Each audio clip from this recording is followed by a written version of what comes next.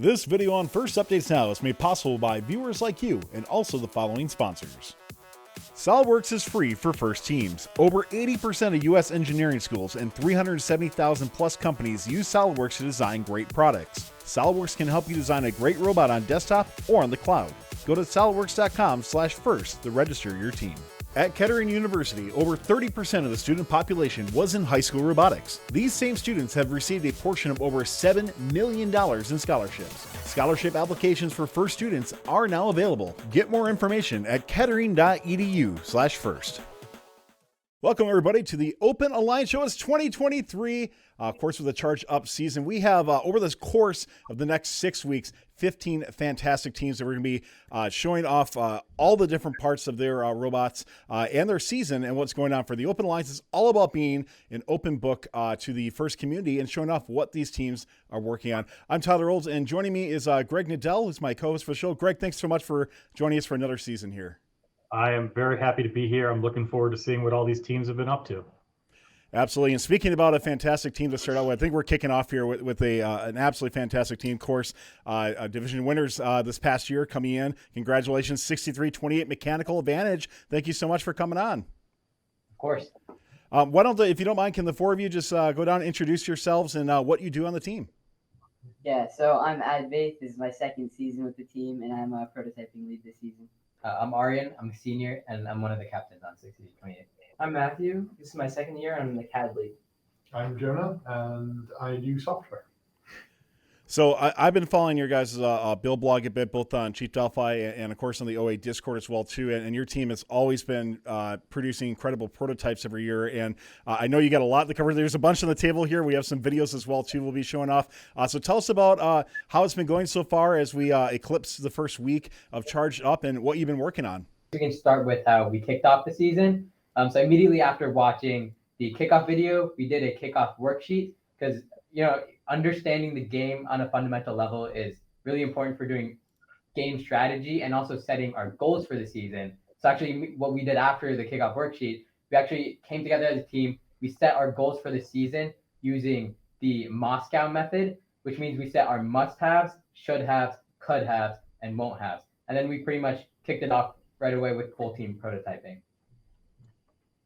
Want to talk about a little bit about Sure. So immediately we split into groups based on skill and level. So we had our 4 leads, and then with those leads, we all pursued different types. So some of us pursued like a flange grabber design. Some of us pursued just a dual stage design, and many other variations of that, in which we split up and kind of tested different wheel types at the beginning, and then we moved into our other designs. When your team's looking at from everything that you put together here, I know we'll dive a little bit more into these prototypes in a little bit. What made your team want to go with is it Moscow? Is that how you pronounce it? Yeah, Moscow. When you're looking at that method, like what made what or why was that like the best method for your team to go with? And what maybe advice would you give to other teams who are looking to implement a similar method as well? Yeah, so as opposed to just like a normal ranked list of items, the Moscow, like the advantage of that is that it gives you like your must-haves, your should-haves, your could-haves, your won't-haves. It gives you more guidance than like a traditional ranked list because you have that cutoff, right?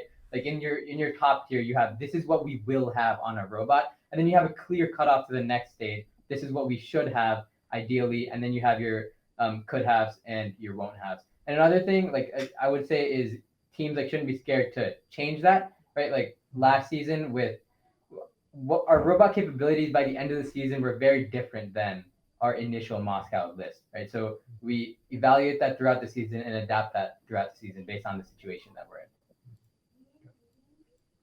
So sharing forward with your Moscow, what were the must-haves for your team that you made early on?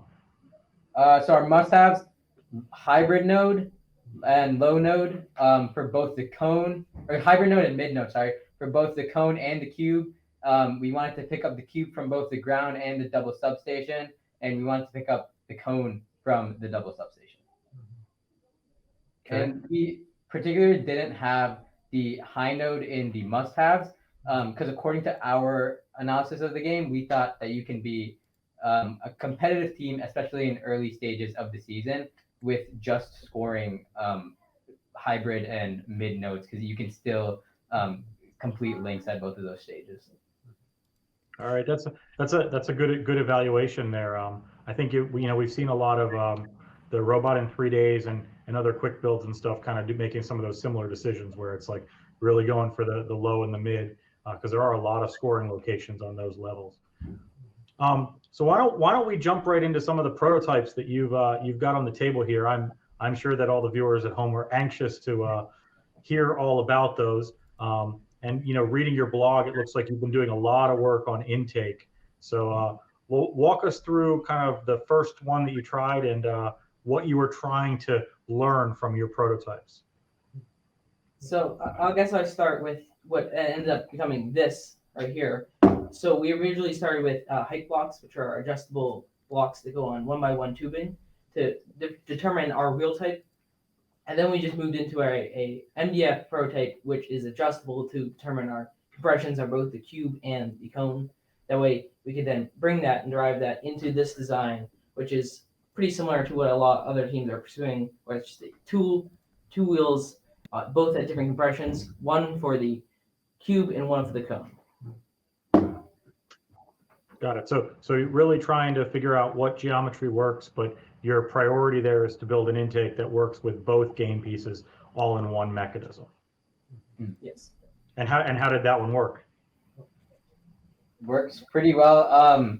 Because our first MDF prototype was adjustable, we spent a good bit of time like figuring out exactly what configuration worked, what compression of wheels work, how far apart they need to be, and also playing around with things like the angle of the intake on the robot. And that's how we came to this prototype. So as of now, it's showing a lot of promise. So we're looking to move forward and develop on this prototype. So of the things, because you said you prototyped a bunch with an MDF that you had some adjustable angles and things. What are some important dimensions or takeaways or critical features of that one that makes it a successful one? So if anybody else wanted to take what you've learned and apply it to their design, what are some critical things that you could share? I would say that both the compression on the cube and cone to allow you to pick up particularly the cone because of this tapered surface, which makes you have to have a slightly bigger, smaller compression than you would think you would have to have. And then the spacing between the two to allow your cube, when it's in the intake, to properly seat in there. That way you can actually transit the field without it just popping out. Okay. So you did a lot of work on how tight those wheels are to each other. What about speed? Did you see, is speed important or? Yeah, actually something to note is that in our MDF prototype testing, it was very hard for us to get the cube to actually stay in the intake. Oftentimes we would intake it and then it would just pop right back out. But we were able to solve that pretty easily with software by just having the wheels, both sets of wheels, like spin inward at a very slow speed, just like always spin at a very slow speed. So when you intake the cone, the wheels are just constantly adding compression and keeping the cube in the intake. Oh, that's pretty interesting. So you have like a really fast speed for when you're trying to grab one, and when it's holding on, they're still spinning, but a little bit slowly.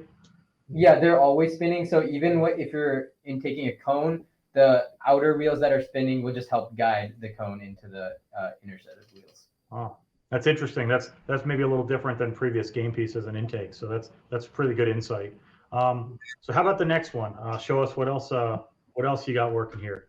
Yeah, so this is what we call the flange driver. So this is the most advanced version, obviously, but we went through like a lot of iterations before this, like I want to say like 6 or 7. So I'll just go through the most important ones out of those. We started with just 2 like big rubber rollers from our 2020 intake and had them like flat rather than angled like these are. And that was really what showed us that the flange grabber would work as a concept. Obviously, it wasn't in shape to be like an actual intake we would put on a robot this year. So then we continued to adapt and improve, which started with putting this row of vectored wheels to vector the cone into the middle of the intake, because the idea would be this wouldn't be on our superstructure, but rather there would be a handoff that would go on. So we would want the cone to stay in one place consistently every time we intaked a game piece. So yeah, we put on the vectored wheels, and those showed a lot of promise. So then we continued and replaced the back rubber roller that wasn't making them wheels or vectored wheels with this auger or corkscrew. It didn't look like this. It was much skinnier and the pitch was lower and the edges were much sharper. We found that to be like ripping up the cone a lot more and stuff. So we changed the auger to be looking more like this with a higher pitch and blunter edges and a higher diameter. And then we played around with a bunch of NDF plates, found the right compression, which took a while, but now it's working really well. And We actually demo that. Yeah, we can demo that right now. So I'm gonna put it on the edge of the intake here. Okay. So you can see how the cone went into the edge and vectored into the middle. Yeah. We also added this third set of rollers to, in case the cone would go under these first two. It's kind of like a safety net, and it spins in the same direction as the auger and kicks up the cone, so it can be properly intaked. Yeah. Got it. Yeah, that looks really cool. I could definitely even tell that that even when you grabbed that flange, it did start to move to the middle. So when I first saw these game pieces, I didn't think that we were going to see a lot of vectored intake wheels moving game pieces around, but you guys are the first ones I've seen that maybe prove that assumption wrong. So that's pretty cool. So is this an intake that you are going to move forward with? Yeah, we likely will. It's showing a lot of promise. And current ideas we have, it would work for both game pieces. I don't think I mentioned earlier, but for cubes, this would be actuated up rather than like down like this.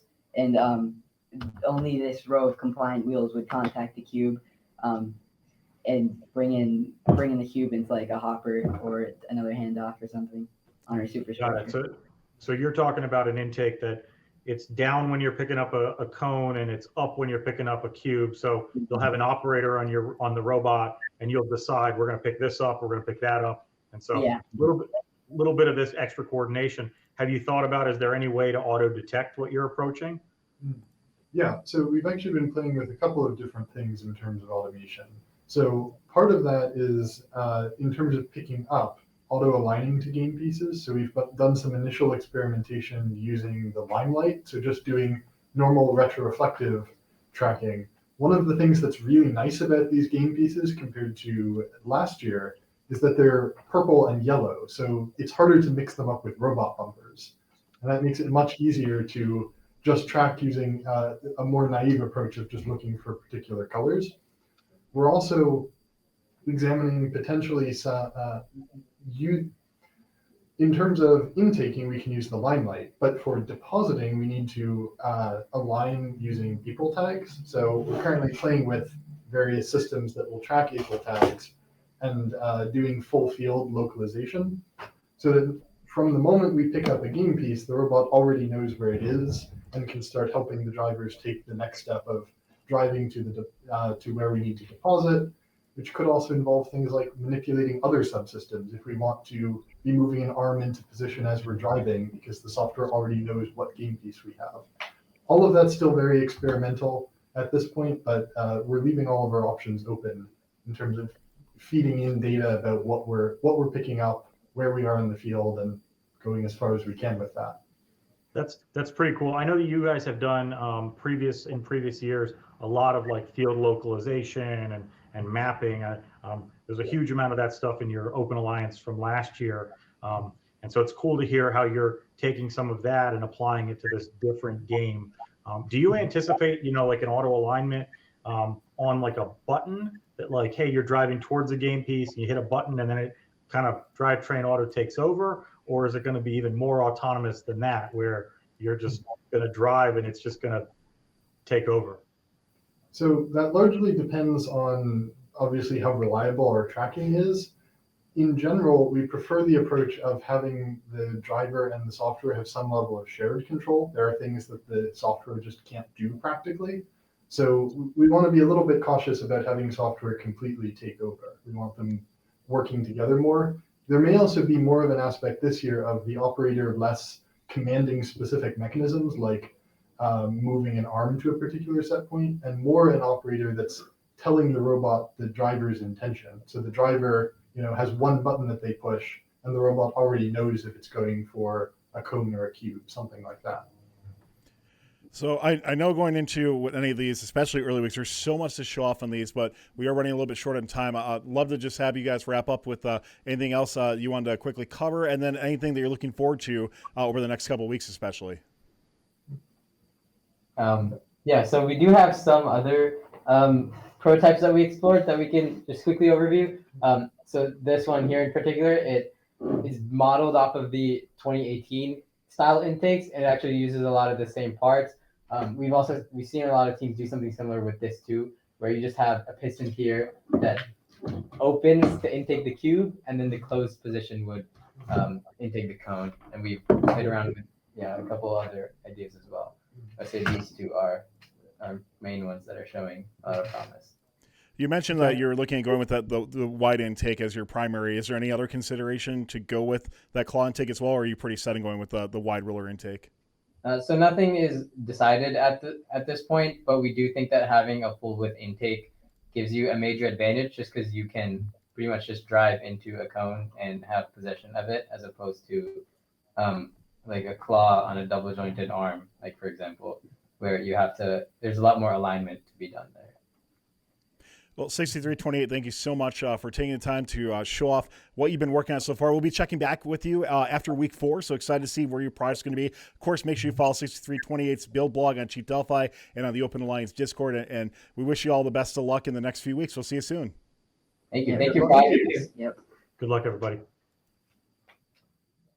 This video on First Updates Now is made possible by viewers like you and also the following sponsors. At Kettering University, over 30% of the student population was in high school robotics. These same students have received a portion of over $7 million in scholarships. Scholarship applications for FIRST students are now available. Get more information at kettering.edu/first. SOLIDWORKS is free for FIRST teams. Over 80% of U.S. engineering schools and 370,000 plus companies use SOLIDWORKS to design great products. SOLIDWORKS can help you design a great robot on desktop or on the cloud. Go to solidworks.com/first to register your team. Don't forget to like, subscribe, and ring the bell to stay up to date on our new videos. Keep the conversation going and provide your input to our content. Watch our live shows at twitch.tv/firstupdatesnow. Join our Discord at discord.gg/firstupdatesnow, and check out Fun FTC on Facebook, Instagram, and Twitter, and First Updates Now on Facebook, Instagram, TikTok, and Twitter.